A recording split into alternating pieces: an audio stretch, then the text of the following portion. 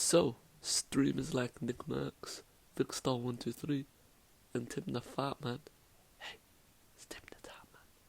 Oh, have all started to play Season 10 of Apex Legends. So I've created the ultimate Legends tier list from a Bronze's POV. Hope you guys enjoy, and peace. Quick disclaimer, this is my own opinion and this video will 100% annoy some of you. So before you start saying, "Oh my god, you're so trash, why are you playing this game, oh my god!" think twice. So we got ranks ranging from undefeated all the way to needs a buff. And up first is Bloodhound.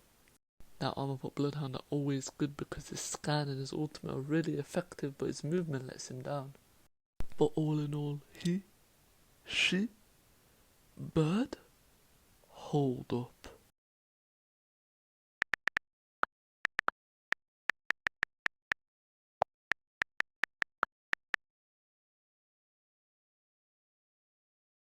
What the Next up we have Gibraltar. Now Gibby has to be undefeated. Playing against Gibby is one of the most annoying things ever. His dome shield and his gun shield are really overpowered, and let's not forget about that ultimate. The only problem he has is that it's quite difficult to master him, so you don't really see him in low ranks, which is a good thing. So if you play Gibby, yes you Timmy, we are no longer friends. This next one is gonna piss a lot of people off, oh my days. Up next is Wraith. Now any normal tier list would have put her at undefeated, but I'm debating whether to put her at can be good or not great. That's mainly because she lacks teamwork. I know she can do that kidnapping thing, but still. I'm gonna put her at can be good sometimes because her own ability can save your life. Up next is Pathfinder. Anyone else thinks he looks like Wally? Oh, such a goated movie. Pathfinder will be joining Wraith at can be good sometimes because his movement is really good, but his ultimate lets him down. Next up is Lifeline.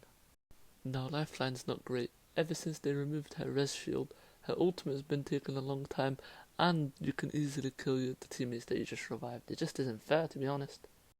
Up next is this son of a I'm gonna put him at can be good sometimes, but if you use him, I don't like you. His gas canisters are OP, but his ultimate lets him down a little bit. Moving on, we have Bangalore. Now, she's the first character that needs a buff. One thing that's good about her is her passive is really good. But the fact that you can be damaged by her ultimate when you're in her team is so stupid. You might as well add friendly fire because you're getting damaged as well, there's no point. Next up is Mirage. This man has been neglected since Season 1. His abilities are cool, but any Mirage main can agree that he needs a buff. Moving on to Loba. Now we're in a predicament. I don't know if I should put Loba at always good or can be good sometimes, because if I put her at always good, all the Wraith fans will hate me. I'm sorry for doing this. Her black market can help the team out so much and her movement is good. Next up is Octane. I wonder what kind of drugs those stims are. Octane will be joining Gibby in undefeated. I don't care what anyone says, Octane is the king of movement. The only problem is his stim takes too much damage, but other than that he's perfect. Next up is Revenant, who easily goes to undefeated because of how overpowered his ultimate is. I tell you what, this man can climb further than Spider-Man. Now moving on to Crypto. I'm gonna put him at can be good sometimes because he has some good abilities, like he can grab people's banners, he can detect people, and he can also do damage with his ultimate. But the only problem I have with him is his movement. Now moving on to Wattson, and man, she needs a buff. Apparently she's useful in high ranks, but how? You can destroy her fences so easily and her ultimate is only good against Gibby and Bangalore. Moving on to Rampart. She has the best humour out of all the characters, but unfortunately I'm gonna have to put her at not great. She has bad movement, you can break her barriers easily and her ultimate lets her down.